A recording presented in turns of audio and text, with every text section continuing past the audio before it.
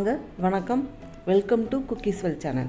இன்றைக்கி குக்கீஸ்வெல் சேனலில் 2 வகையான உப்புமா எப்படி செய்யலான்னு பார்க்கலாம். நான் 1 லிட்டர் தண்ணீர் எடுத்துக்கிறேன். அதில் கொஞ்சோண்டி உப்பு போட்டுக்கலாம். உப்பு போட்டுட்டு நல்லா கலக்கி விடுங்க, கரையட்டும். இதில் 1 பாக்கெட் கோதுமை சேமியாவை சேர்த்துக்கலாம்.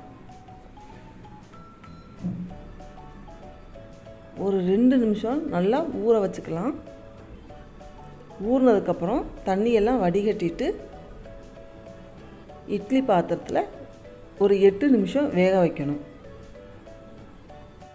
நீங்கள் என்ன பிராண்டு சேமியா யூஸ் பண்ணுறீங்களோ அந்த பேக்கெட்டுக்கு பின்னாடியே அவங்க எவ்வளோ நேரம் ஊற வைக்கணும், எவ்வளோ நேரம் வேக வைக்கணும்னு இன்ஸ்ட்ரக்ஷன் கொடுத்துருப்பாங்க.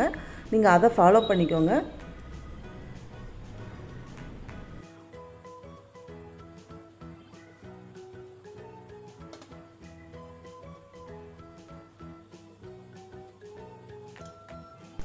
இப்போ 8 நிமிஷம் ஆயிடுச்சு. வாங்க ஓப்பன் பண்ணி பார்க்கலாம். நல்லா வெந்துருச்சுங்க. நம்ம ரொம்ப நேரம் வேக விட்டோம்னா குழஞ்சு போயிடும்.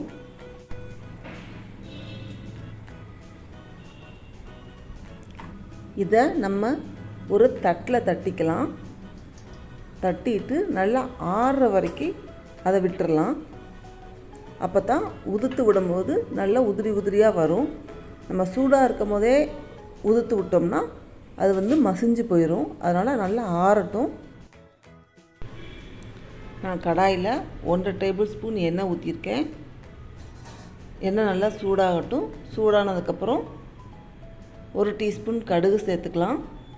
கடுகு நல்லா வெடித்ததுக்கப்புறம் 1 டீஸ்பூன் உளுந்தம்பருப்பு சேர்த்துக்கலாம்.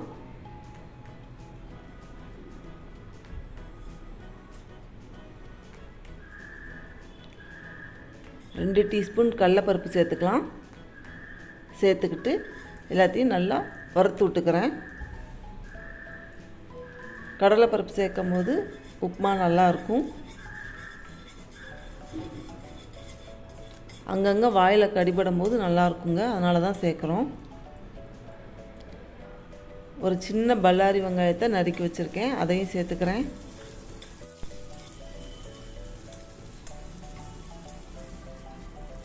ஒரு 3 பச்சை மிளகாவை கட் பண்ணி சேர்த்துக்கிறேன். அதையும் சேர்த்துக்கிட்டு நல்லா வதக்கிக்கலாம். ஒரு மிளகாய் வத்தலை கிள்ளி போட்டுக்கலாம். அதையும் சேர்த்து நல்லா வதக்கி விட்டுக்கிறேன்.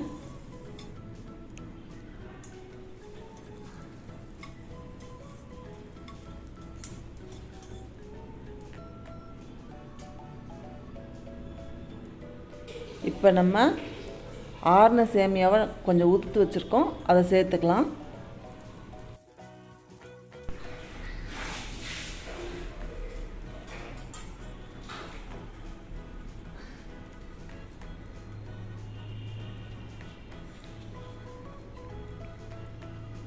தேவையான அளவு உப்பு சேர்த்துக்கலாம். நான் ஒரு 1.5 டீஸ்பூன் உப்பு சேர்த்துருக்கேன். சேர்த்துட்டு மெதுவாக கிளறி விடுங்க. ஆறுனதுனால நம்ம மெதுவாக கிளறி விட்டோம்னா அது நல்லா உதிரி உதிரியாக தனித்தனியாக வந்துடும்.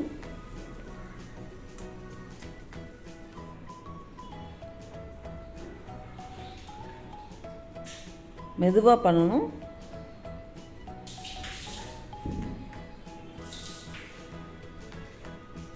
இப்போ இது ஒரு பவுலுக்கு மாற்றிக்கலாம். நான் அடுத்த ஒரு கடாயில் 1 டேபிள் ஸ்பூன் எண்ணெய் ஊற்றிக்கிறேன். 1 டீஸ்பூன் கடுகு சேர்த்துக்கிறேன். உளுந்தம்பருப்பு 1 டீஸ்பூன் சேர்த்துக்கிறேன். கடலைப்பருப்பு 2 டீஸ்பூன் சேர்த்துக்கிறேன்.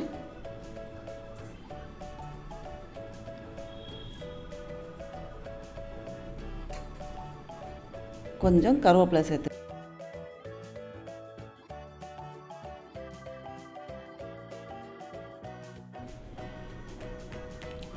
ஒரு சின்ன பல்லாரி வெங்காயத்தை நறுக்கி வச்சுருக்கேன், அதையும் சேர்த்துக்கலாம்.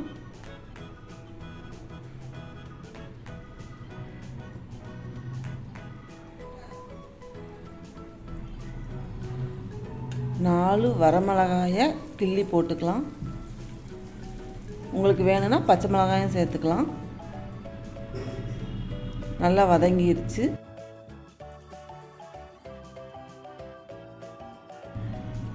ரெண்டு கப் சேமியாவுக்கு 3 கப் தண்ணி எடுத்துக்கிறேன். உப்பு சேர்த்துக்கலாம். நல்லா கொதிக்கட்டுங்க.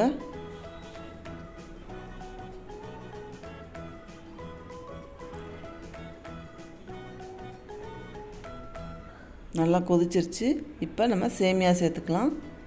இது வந்து ஒரு பேக்கெட் சேமியா. நீங்கள் கப்பில் அளக்கும் போது 1.25 கப் இருக்கும். இதுக்கு 3 கப் தண்ணி கரெக்டாக இருக்கும். தண்ணி வத்துற வரைக்கும் அப்படியே ஓப்பன்லேயே வேகட்டும், மூடி வைக்க தேவையில்லை.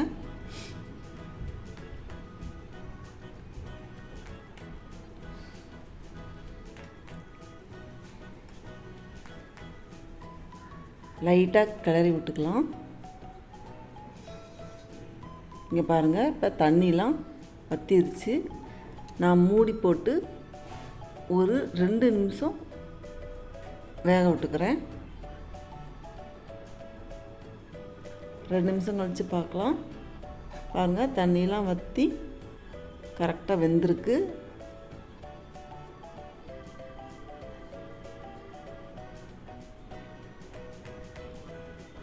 இப்போ இதை நம்ம வேற ஒரு பவுலுக்கு மாற்றிக்கலாம்.